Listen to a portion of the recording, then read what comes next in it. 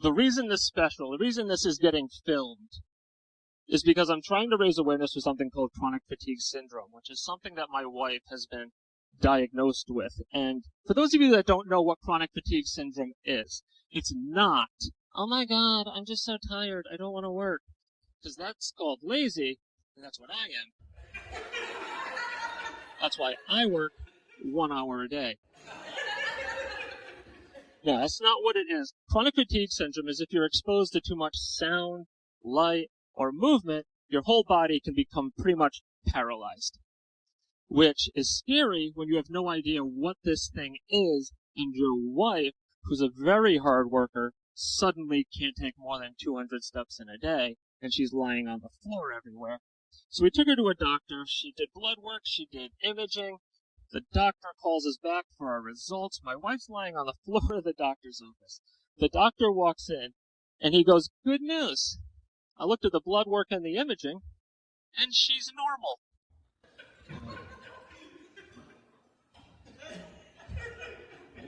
And so I took out my phone, and I took a picture of my wife, and I said, well, I just ran some of my own imaging. And she's on your floor. That's not normal. And then he goes, well, I've seen this before. Sometimes when somebody hates doing their job just so much, they'll manifest these symptoms so they can get out of doing their job because they don't want to do their job anymore. I said, okay. So I took my phone back out, and I took a picture of the doctor.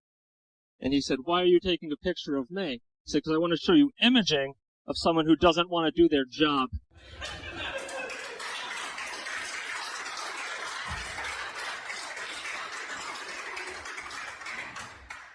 Telling somebody that they're not sick because you can't figure out the cause of their symptoms is like if a detective told a robbery victim that they didn't get robbed because they can't find the thief. The victim's like, well, then where's all my stuff?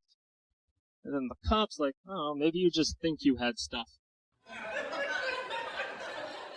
pretty sure I had a couch and a TV, and now I don't. God, it's tough for people who have chronic fatigue syndrome. I mean, there are people who just come right out and say, they're lying.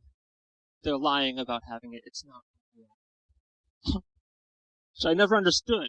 Because people lie to create a better outcome for themselves than if they told the truth. So, your theory is that my wife woke up one day and said, you know what?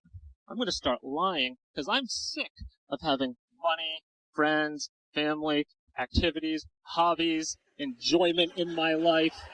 And also, right before I start going to the doctors every single month, I'm going to lose my health insurance. This is what they think chronic fatigue syndrome people are doing. It's tough. I give anyone with it credit. A lot of people think it's the name. A lot of people think that just because it's called chronic fatigue syndrome, which only focuses on one symptom, the fatigue. And there's so much more to it.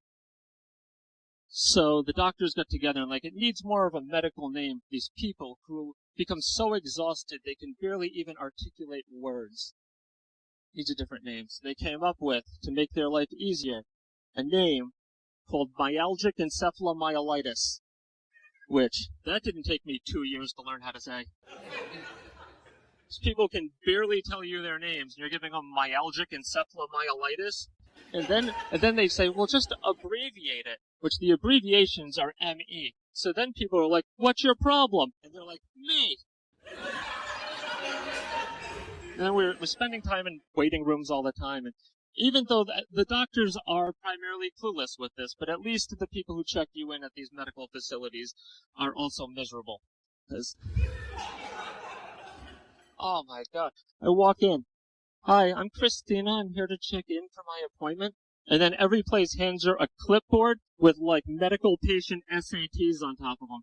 So it's 85 pages of what's your name, what's your birthday, why are you here? And in case we didn't ask on the last 3 pages, what's your name, what's your birthday, why are you here? She fills it out for 20 minutes. So I take the clipboard when she's done, I bring it up to the counter, and I say, here is her SATs you assign her every day. And I asked the woman at the check-in desk, I said, can you print out a list of all of her upcoming appointments so we make sure that we have it right? This woman looks me in the face and goes, I'm sorry, we're a paper-free facility. No, there's no help you get from these things, and I don't know. My wife, she's learned how to deal with it. She's a fighter. She's strong. She went out and got herself a wheelchair, an accessible van, and she's like, I don't want to be defined by this illness. I'm more than this illness. And I commend her for that. So I took her out when she got that wheelchair, and she got herself some freedom. And I bought a nice hotel room in this beautiful resort on the 20th floor, handicap accessible. We get in the elevator, we go up, doors open to the elevator, and right in front of us is this helpful sign that says, for your safety, in case of fire, use stairs. Said, well, hon, for your safety, in case of fire, I'm bringing you to that stairwell and just going.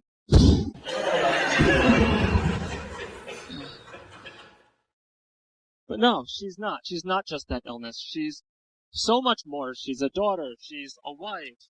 She's a sister.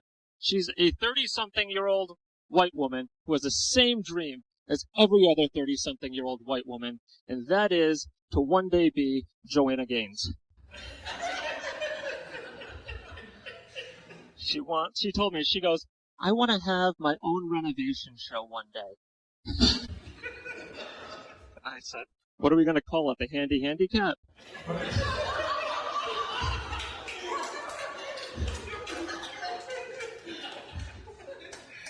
She goes, here's how the show would work. She goes, we'd get this house that has to be fixed up, and then I'd show up and I'd go through the whole house and I would draw up all the plans of how this house is going to look beautiful. And then for the next 3 weeks, I'm just going to lie in bed to recover from that one day's worth of work. And I'm like, oh, good, you're already on a contractor schedule. There any contractors here? Of course not. They never show up.